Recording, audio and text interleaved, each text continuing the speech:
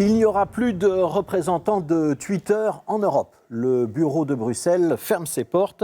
L'information est en apparence anodine, mais elle pourrait indiquer que le nouveau Twitter, celui d'Elon Musk, s'apprête à tourner le dos aux réglementations européennes.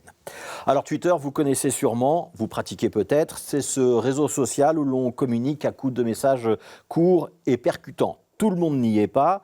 Et ça pourrait être un réseau social comme les autres, où l'on perd un petit peu son temps, mais cet outil est abondamment utilisé par le monde politique, par les journalistes, par les entreprises, les communicants en tout genre, une sorte de grande bourse mondiale de l'information extrêmement puissante, où on peut suivre en direct tous les débats et toutes les décisions.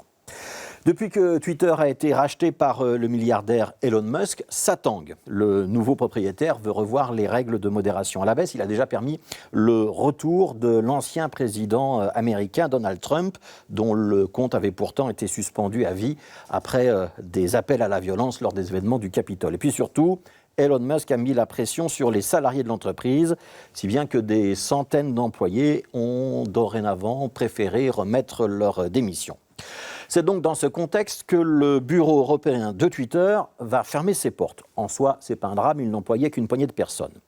Sauf que c'est ce bureau, justement, qui était chargé de faire respecter les directives européennes par le réseau américain. Et parmi ces directives, il y a notamment celle qui concerne les services numériques, qui à partir de 2024 imposera aux opérateurs de retirer les contenus jugés comme illicites par les législations nationales. Ça va de l'appel au meurtre, au discours raciste, en passant par la diffamation. Si le bureau de Bruxelles n'existe plus, on se demande qui au sein de Twitter va prendre en charge ce travail, et même si l'entreprise a encore l'intention de se conformer à la législation européenne. Alors, petit hasard du calendrier, ce matin, j'assistais à la séance d'ouverture des Assises européennes du journalisme qui ont lieu ces jours-ci à Bruxelles. Et on y a entendu Jean-Marie Cavada, ancien journaliste, qui a aussi été patron de chaîne et de télévision ou de radio en France avant de devenir député européen. Il a justement beaucoup travaillé sur toutes ces questions de liberté d'expression, droit des médias, partage de données, protection de nos libertés en général.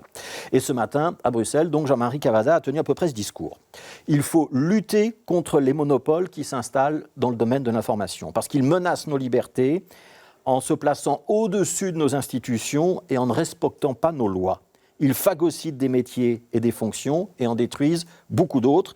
Et sur l'information, Jean-Marie Cavada expliquait par exemple que les réseaux sociaux pillent allègrement les entreprises de presse en partageant leur contenu sans jamais les rémunérer en retour. C'est une prédation exceptionnelle, ce sont les mots de Jean-Marie Cavada.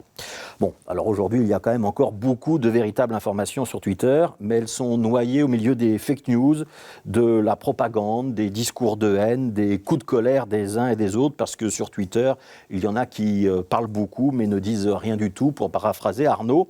Et demain, ça risque donc d'être pire encore. C'est l'occasion de nous rappeler que c'est fragile, une information, parce qu'il faut aller la chercher, la vérifier, la mettre en forme, lui donner du sens et faire tout cela avec de l'indépendance. De l'indépendance pour que celui qui la reçoive puisse le faire sans craindre d'être manipulé. Ce que Jean-Marie Cavada, on va lui laisser le mot de la fin, résumé par cette formule. Quand je suis malade, je me fais soigner par un médecin. Pour m'informer, c'est aux journalistes que je dois pouvoir faire confiance.